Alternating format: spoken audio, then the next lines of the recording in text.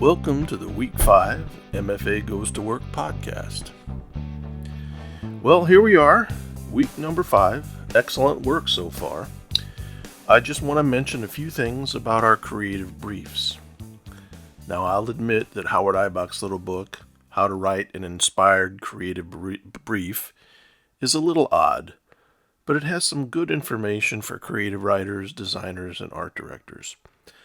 Let's talk about what I think is the most unclear section of Eibach's creative brief outline, and that's number 6, the single-minded proposition.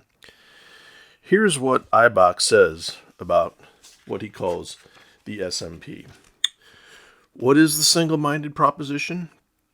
It is the most important sentence in the creative brief. Most creatives skip ahead when they read the brief to see what's written in this place. The best SMPs are works of art, almost headlines in their own right. So succinct, so precise, and so finely honed, you almost don't need the rest of the brief.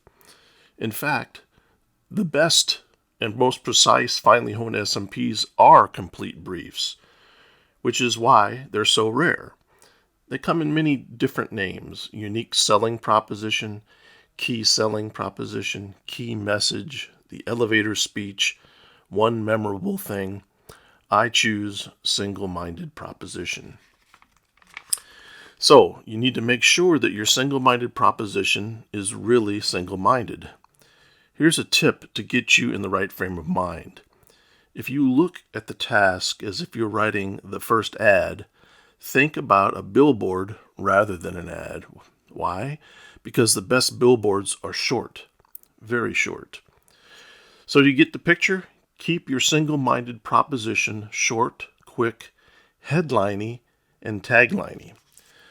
Okay, so that's the main thing to remember, is that his idea of what a single-minded proposition is not your selling points.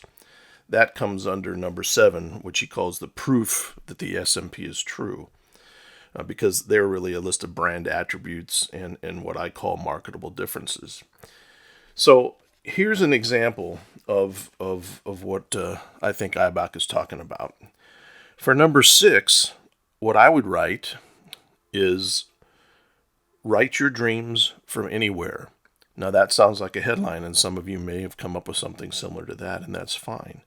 And then number 7 would be the list of selling points that support that, the list of marketable differences that support that. So number 7 would have fully online program, totally flexible, top-ranked program that will give you the tools you need to become a better writer. So those number 7 selling points or marketable differences is what you've been working on up till now. The SMP is, at least for Eibach, is almost like a headline for the whole advertising campaign. And so let's don't worry too much about this. Let's don't get too balled up in Eibach's outline. I want you to keep it simple and understandable for the creative team, which is you. I look forward to seeing your creative briefs.